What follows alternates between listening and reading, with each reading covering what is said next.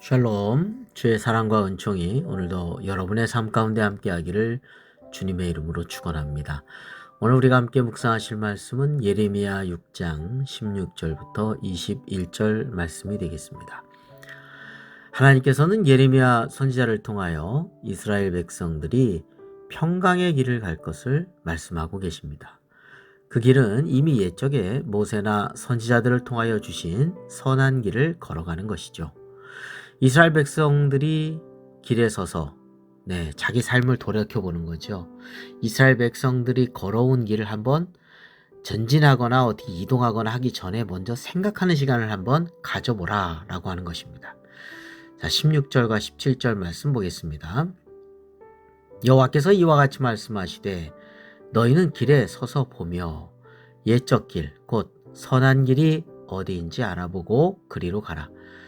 너희 심령이 평강을 얻으리라 하나 그들의 대답이 우리는 그리로 가지 않겠노라 하였으며 내가 또 너희 위에 파수꾼을 세웠으니 나팔 소리를 들으라 하나 그들의 대답이 우리는 듣지 않겠노라 하였도다. 자, 하나님의 말씀은 선한 길이고 평강을 얻게 하는 길이다. 이렇게 말씀하시는 거예요. 자, 여기서 길에 서서, 너희는 길에 서서라고 하는 것은 길에서 진행하지 않고 생각하는 시간을 갖는 겁니다. 한번 생각해 보는 거예요. 옛적 길은 옛적에 모세와 선지자들을 통하여서 말씀해 주신 하나님의 말씀의 길을 말합니다. 그 길은 다시 말하면 선한 길이죠. 하나님의 길이니까요. 자, 그 길이 어디인가를 한번 알아보라는 거예요. 그리고 그 길로 가라는 거예요. 하나님 말씀의 길로. 그럼 어떻게 된다고요? 너희 심령이 평강을 얻으리라. 그것이 바로 평강의 길이라는 것이다 라는 것이죠. 그런데 이스라엘 백성들의 대답은 달랐습니다. 대답은 그 길로 가겠습니다 하면 좋을 텐데 가지 않겠습니다 이렇게 대답하는 거예요. 그 길, 선한 길, 말씀의 길, 평강의 길 가지 않겠습니다. 자, 17절에 보면 파수꾼을 세웠다고 그랬죠. 파수꾼은 선지자들을 가리킵니다. 선지자들을 보내신 거예요. 그래서 나팔 소리, 경계를 경고의 메시지를 전하는 나팔 소리를 이제 귀를 기울여서 정말 다시금 죄악된 길에서 돌이켜서 이 길로 가면 안 된다고는 경고의 나팔 소리를 들으라는 것이죠. 그러나 그들의 대답은 우리는 듣지 않겠습니다. 이렇게 대답을 하였다는 것이죠. 자, 그 결과는 어떻게 됐을까요? 자, 18절, 19절, 21절 말씀 보겠습니다. 그러므로 너희 나라들아 들으라. 무리들아 그들이 당할 일을 알라. 땅이여 들으라. 내가 이 백성에게 재앙을 내리리니 이것이 그들의 생각의 결과라.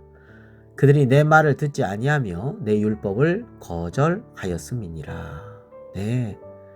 하나님의 말씀을 거절했기 때문에 그들의 생각은 멸망의 길로 간 거죠. 평강을 잃어버리고요.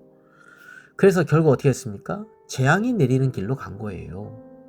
말씀의 길이 아니라 재앙의 길을 갔습니다.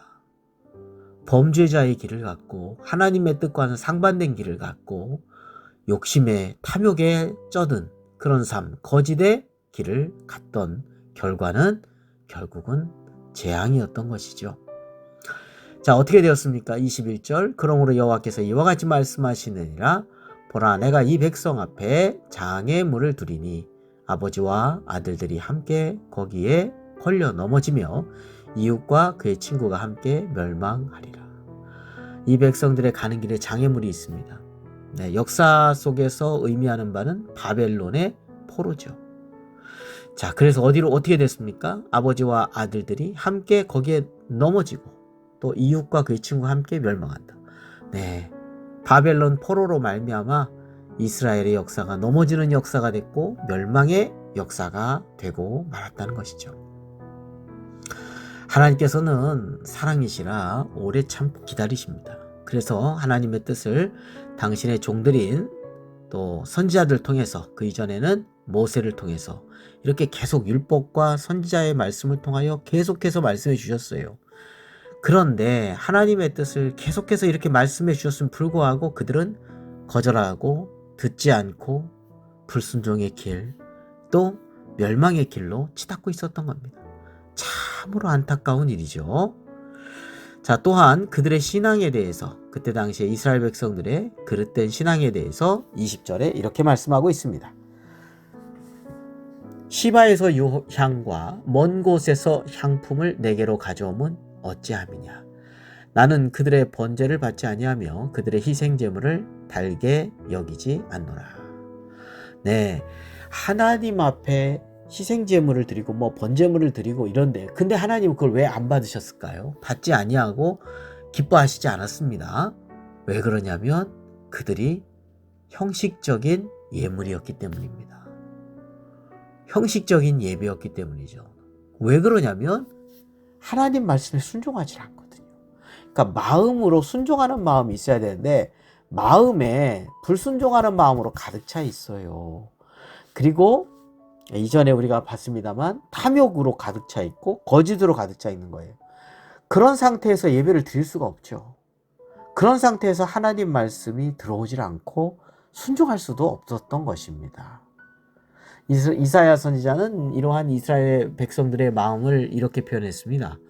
이사야서 29장 13절에는 이 백성이 입으로는 나를 가까이하며 입술로는 나를 공경하나 그들의 마음은 내게서 멀리 떠났나니. 맞아요. 이들에게서 하나님의 그 마음, 하나님을 향한 마음은 멀리 떠나 있었던 것입니다. 자, 사무엘 선지자도 사울 왕에 대해서 책망하면서 이런 말씀을 했죠.